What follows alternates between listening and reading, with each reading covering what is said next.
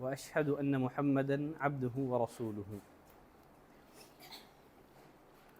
ایک مسلمان کو کم از کم کتنی باتوں کا علم ہونا چاہیے؟ 3 باتوں کا۔ نمبر 1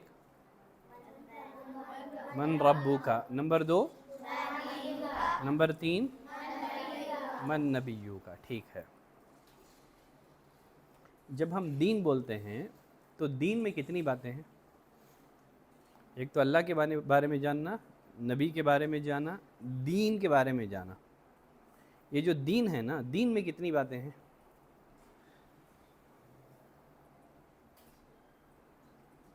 یہ جو دین جب ہم بولتے ہیں تو اس میں بنیادی طور پر 3 باتیں ہیں۔ کتنی باتیں ہیں؟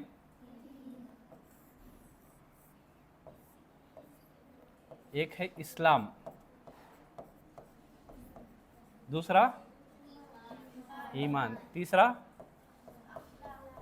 احسان۔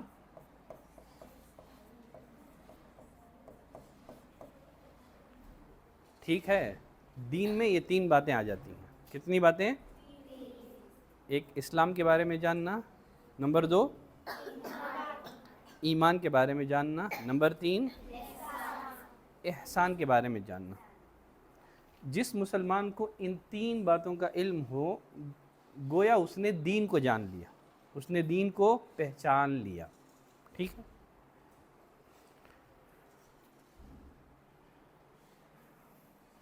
یہ جو ایمان کے ارکان ہیں نا، یہ بہت اہم ہیں۔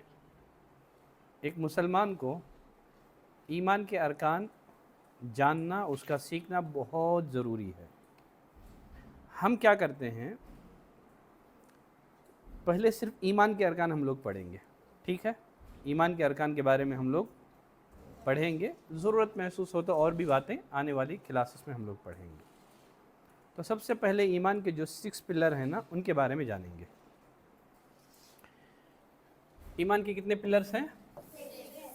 نمبر 1 نمبر 1 ایمان کے کتنے ارکان ہیں؟ ایمان کے، اس میں پہلے نمبر پر اللہ پر ایمان لانا۔ ٹھیک ہے، یہ جو پھر اللہ پر ایمان لانا ہے، اس میں 4 باتیں ہیں۔ کتنی باتیں ہیں؟ 4 باتیں ہیں۔ اللہ پر ایمان لانے میں کتنی باتیں ہیں؟ 4 باتیں ہیں۔ یہ جو ہر پوائنٹ میں 4 باتیں آپ کو سورہ فاتحہ کی طرح یاد ہونا ہے۔ اگر میں پوچھوں اللہ پر ایمان لانے میں کتنی باتیں ہیں، آنکھ موج کر کے سنا دینا۔ ٹھیک ہے، تو یہ 4 پوائنٹ آپ یاد رکھو، پھر میں ایک ڈیٹیل سے سمجھاؤں گا ایک پوائنٹ کے بارے میں۔ تو اللہ پر ایمان لانے میں کتنی باتیں ہیں؟ 4 باتیں۔ نمبر 1 اللہ کے وجود پر ایمان لانا۔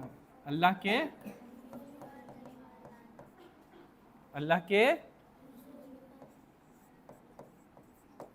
وجود پر ایمان لانا۔ وجود کا مطلب ایگزسٹنس آف اللہ۔ کیا ہے؟ ایگزسٹنس آف اللہ، اللہ کے وجود کے بارے میں ایمان لانا۔ تو سب سے پہلے ہر مسلمان کو اس بات پر ایمان ہونا چاہیے کہ اللہ ہے۔ ٹھیک ہے، اللہ کے وجود پر، اس کے ایگزسٹنس پر ایمان لانا ضروری ہے۔ نمبر 2 ربوبیت پر ایمان لانا۔ کس پر؟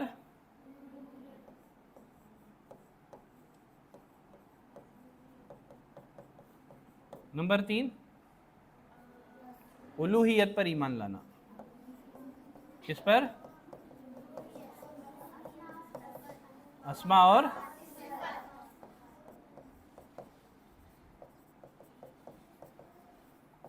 صفات پر ایمان لانا۔ تو اللہ پر ایمان لانے میں کتنی باتیں ہیں؟ 4 باتیں ہیں۔ نمبر 1 اللہ کے وجود پر ایمان لانا۔ نمبر 2 ربوبیت پر ایمان لانا۔ نمبر 3 نمبر 4 تو ایمان کے کتنے ارکان ہیں؟ ایمان کے کتنے ارکان ہیں؟ ایمان کے کتنے ارکان ہیں؟ ایمان کے کتنے پلرز ہیں؟ ایمان کے کتنے پلرز ہیں؟ 6۔ پہلا پلرز اللہ پر ایمان لانے میں کتنی باتیں ہیں؟ نمبر 1 اللہ کے وجود پر ایمان لانا. کس پر؟ اللہ کے وجود پر ایمان لانا. نمبر 2 ربوبیت پر ایمان لانا. کس پر؟ نمبر 3 الوہیت پر ایمان لانا. نمبر 4 اسماء اور صفات پر ایمان لانا. ٹھیک ہے، میں ایک چھوٹا سا سوال آپ سے پوچھوں. اس میں پہلا ہے اللہ کے وجود پر ایمان لانا. اللہ کے وجود پر ایمان لانا. اگر کوئی آپ سے کہے کہ میں اللہ کے وجود کو کیسے مانوں جبکہ اللہ دکھائی نہیں دیتا ہے، میں اللہ کے وجود کو کیسے مانوں، اللہ دکھائی نہیں دیتا ہے، اللہ دکھائی نہیں دے رہا ہے، تو مطلب یہ ہوا کہ اللہ نہیں ہے. اب کیا کہیں گے؟ ایسے لوگوں کو کیا جواب دیں گے؟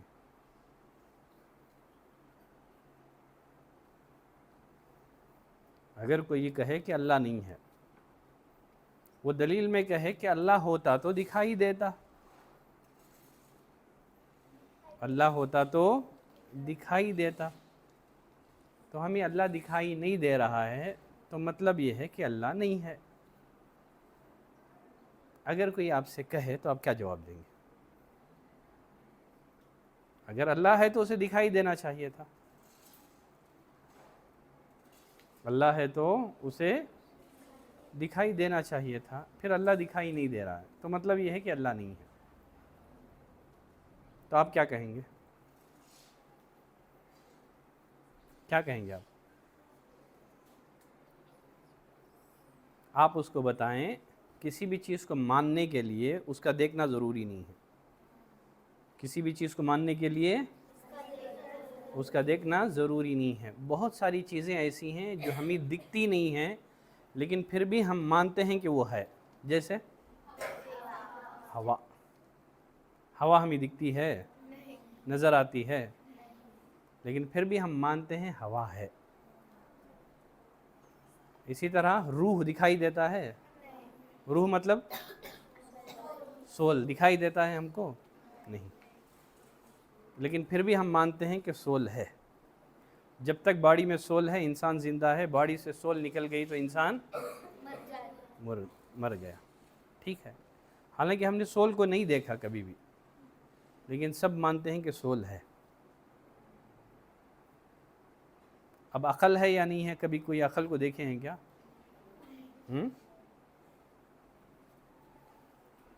کوئی عقل کو دیکھا نہیں ہے، لیکن پھر بھی ہم بولتے ہیں ہاں عقل ہے، اسے عقل نہیں ہے، انہیں پاگل ہے.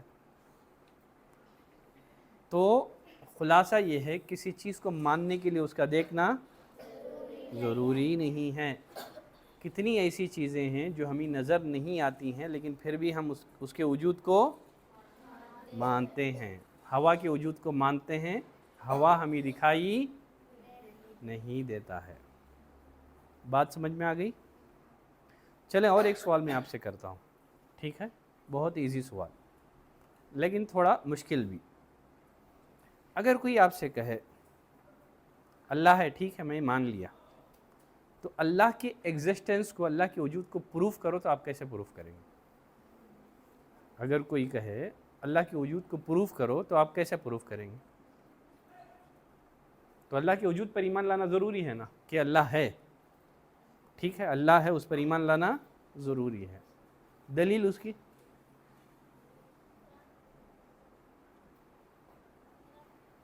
قرآن. وہ قرآن کو نہیں مانتا ہے. آپ سے جو دلیل مانگ رہا ہے اللہ ہے، اسے پروف کرو. اب قرآن جلدی دیں گے تو جلدی وہ سمجھے گا نہیں ہے.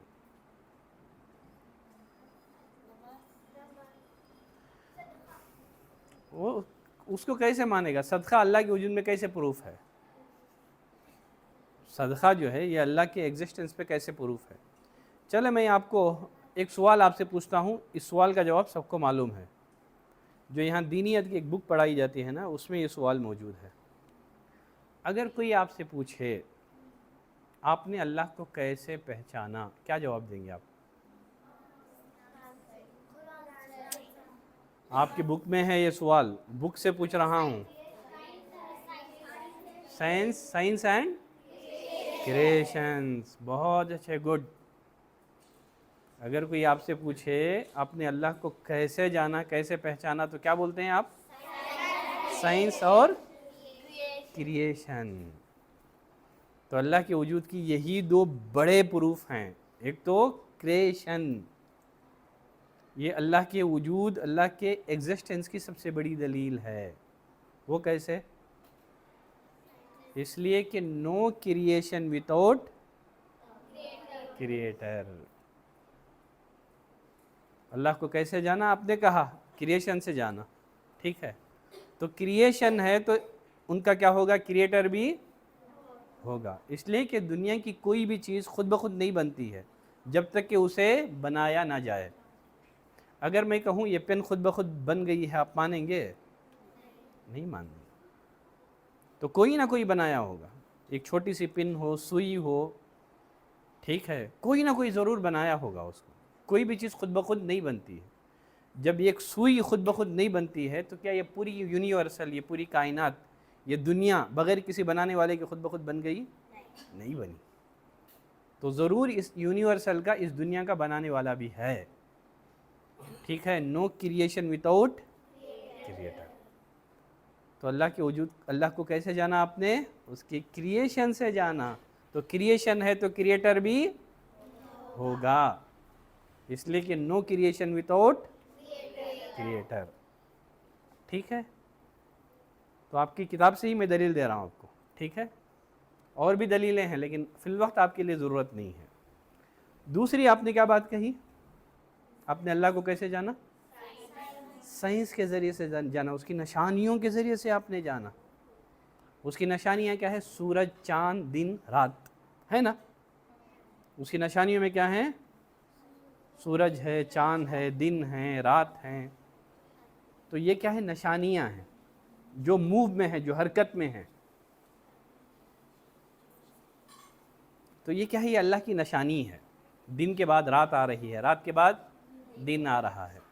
सूरज तुलू होता है, फिर शाम होते होते सूरज डूब जाता है, तो फिर रात होती है, तो फिर चाँद निकलता है, ठीक है। चाँद भी पहले हिलाल के टेप में होता है, फिर बड़ा होता है, फिर वापस छोटा होना शुरू हो जाता है। तो ये क्या है? ये साइंस है।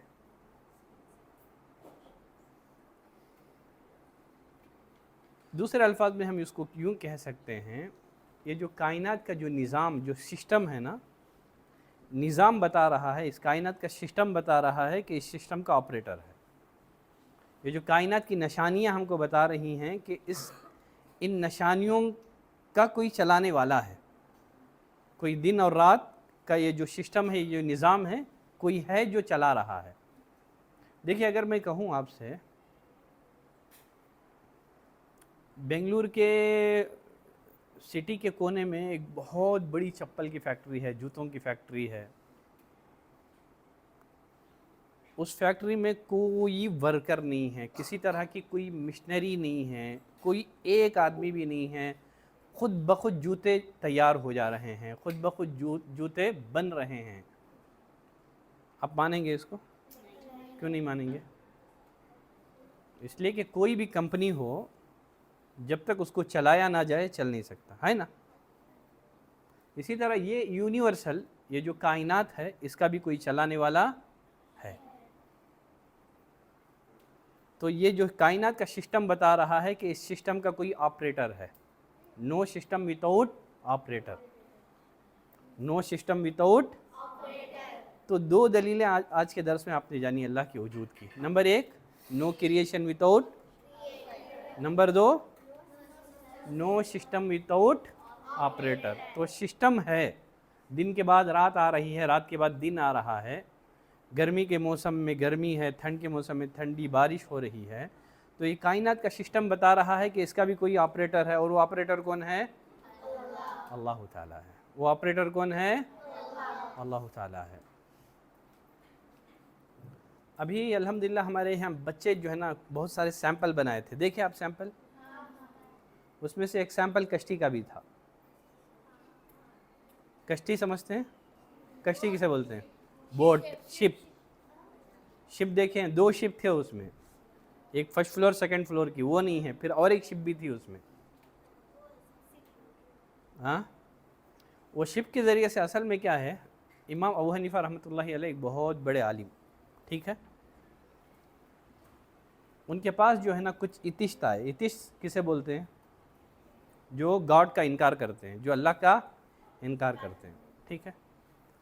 कुछ इतिश्त आए आकर के इमाम अबू हनीफा रहमतुल्लाहि अलैह से अल्लाह की एग्जिस्टेंस को लेकर के, अल्लाह के वजूद को लेकर के झगड़ने लगे, कहने लगे कि अल्लाह नहीं है। अब इमाम अबू हनीफा रहमतुल्लाहि अलैह ने एक बहुत प्यारे अंदाज से समझाया, कहा कि ठीक है, मुझे इस वक्त माफ़ करो, मैं एक अहम काम में बिज़ी हूँ, मुझे एक ख़बर मिली है अभी अभी, एक ताज़ा ख़बर, मैं उसी ख़बर के बारे में सोच रहा हूँ, एक न्यूज़ मुझे मिली है। उन लोगों ने, इतिश ने पूछा, क्या ख़बर मिली जिसके बारे में आप सोच रहे हैं? तो इमाम हनीफ़ा रहमतुल्लाहि अलैह ने कहा कि मुझे ख़बर मिली है, एक बहुत बड़ी कश्ती है, इसमें डिफरेंट तिजारती सामान रखे हुए हैं, उस कश्ती का कोई मल्लाह, इस कश्ती का कोई चलाने वाला नहीं है, ये कश्ती ख़ुद ब खुद एक मुल्क से दूसरे मुल्क को, एक कंट्री से दूसरे मुल्क को जा रही है, ख़तरनाक तूफ़ानों का मुकाबला कर रही है, सामान ख़ुद ब खुद एक मुल्क से दूसरे मुल्क को जा रहा है। अभी मुझे ख़बर मिली एक ऐसी कश्ती के बारे में जिसका कोई चलाने वाला नहीं है, लेकिन कश्ती ख़ुद ब खुद चल रही है पानी में। तो वो जो इतिश थे ना, वो लोग कहने लगे, ये कैसे मुमकिन है, कश्ती ख़ुद ब खुद चले